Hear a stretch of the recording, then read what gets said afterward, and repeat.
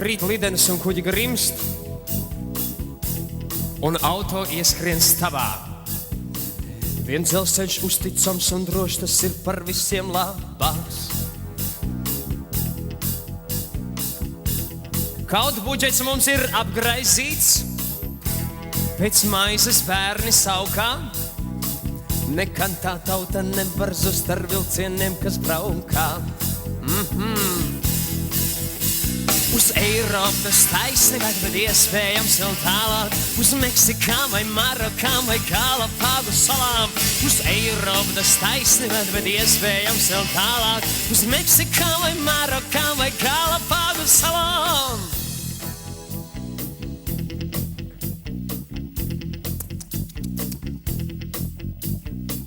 Mums nevajag lidostu,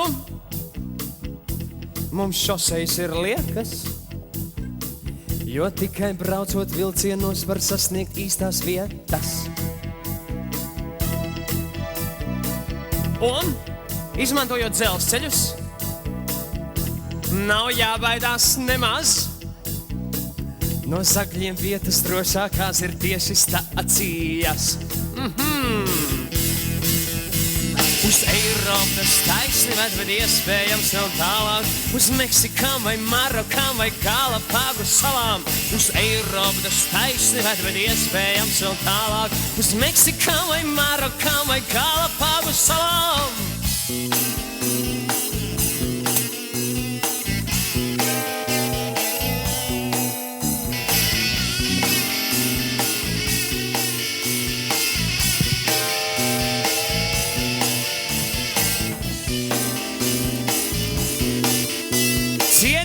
Pasažieri, lūdzu sagatavojiet biļetītes. Lūdzu sagatavojiet biļetītes, cienījamie pasažieri, jo katram kārtīgam pasažierim ir jābūt savai biļetītei. Ja pasažierim nav savas biļetītes, ja pasažierim nav savas biļetītes, viņam vai nu steidzīgi ir jāpamet vagons, vai nu jāmaksā 20 kronas skaidrā naudā. Jūsu biļetīte, lūdzu. Mazo runcīt, jums pat nav kur sēdēt. Jums ir biļetīte. Lūdzu uzrādīt biļetīti. Satraukumam nav pamata, ja biļetīte ir viss kārtībā. Ja nav, diemžēl nāksies atstāt. Varbūt jums ir kāda speciāla. Varbūt jums ir mēneša biļete. Uzrādiet mēneša biļeti. Aizmirsās. Varbūt jums ir kāda speciāla apliecība. Varbūt jūs esat Saeimas deputāts.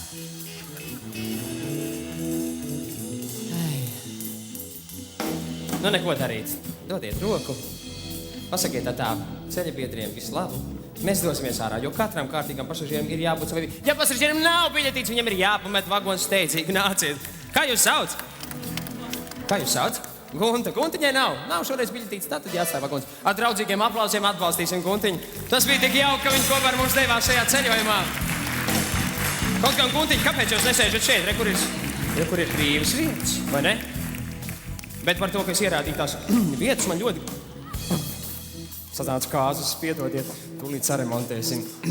Mums pēdējā laikā dzelzceļā dažādas kļūmes notiek. Man liekas, būs labs tagad. Būs labs. Ir kārtībā? Laimīgi ceļ jums, Guntiņa. Krīt lidens un kuģi grimst, un auto ieskrien stāvā. Dodiet. Viens dzelzceļš uzticams un drošs, tas ir par visiem labāks. Jums ir speciāla apliecība. Un izmantojot dzelzceļus, viss kārtībā, paldies. Nav jābaidās nemaz. No sakļiem vietas drošākās ir tieši stācijas. Uz Eiropas taisni ved, bet iespējams vēl tālāk. Uz Meksikām vai Marokām vai Galapāgu salām. Uz Eiropas taisni ved, bet iespējams vēl tālāk. Uz Meksikām vai Marokām vai Galapāgu salām.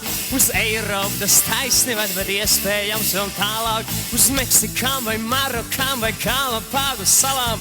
Uz Eiropas taisni ved, bet iespējams vēl tālāk. Uz Meksikām vai Marokām vai Galapāgu salām.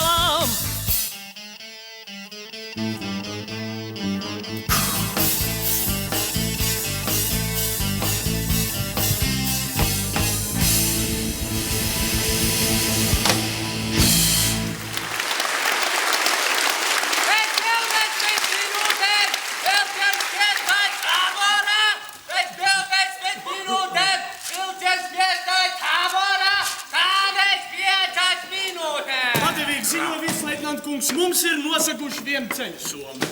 Manuprāt, kādam bija iepatikusies jūsu ceļsoma, un šis cilvēks izmantoja brīdi, kad es aizgāju paskatīties, ka ar mūsu mantām viss ir pilnīgā kārtībā, un atnāktu jums to pateikt. Mums nozaguši ceļsomu. Kā tu lempi vispār iedrošinies man to teikt? Stacijās vienmēr zaguši zaks arī turpmāk. Labi, kas te ceļsomā bija? Nekas īpaši, tikai dzels drēbi takravais un spoguls no jūsu istabas, bet zaudējuši mēs neesam neko, jo tie jau piederēja jūsu namsaimniekam.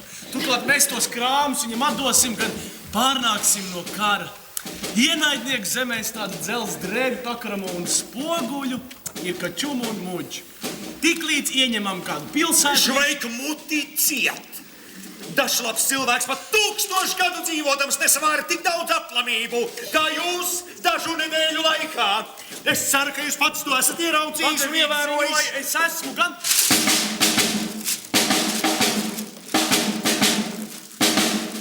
Es esmu gan to ieraudzījis un ievērojis.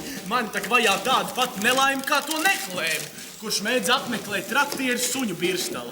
Viņš vienmēr ilgojās kļūt par krietnu cilvēku un ar katru sestdienu sākt jaunu dzīvi, bet katru svētdienu pamodās cietumā uz lāviņas. Un visvairāk viņu sāpināja tas, ka šāda nelaime tak vajāja visu nehlēbu ģimti. Viņa vectēvs Šveik, lieciet mani mierā! Padevīgi ziņoja visu, ko stāst, ir svēta patiesība. Šveik, vai jūs zinat, ka es jūs Čehu Budojevicē likšu arestēt? Nē, par to es neko nezinu. Jūs jau par to neko līdz šim netikāt teikts. Atvainojiet!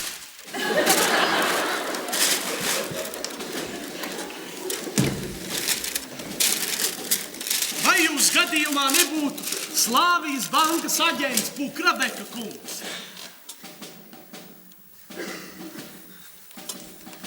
Nesen avīzēs lasīju, ka normālam cilvēkam uz galvas vajagot būt 60 līdz 70 tūkstoši matu.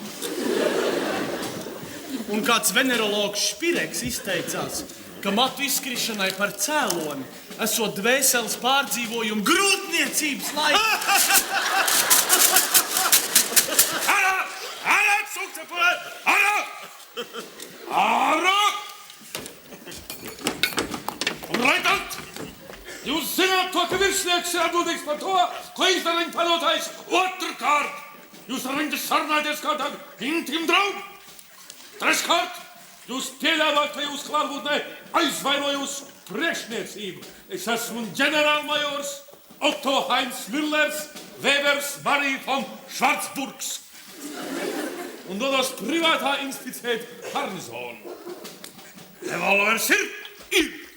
Es jūs vietā zināt, kur to pielietot.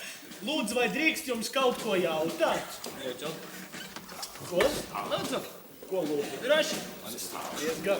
Stāsts, ka šie trauksmes signāli nekad nedarbojot.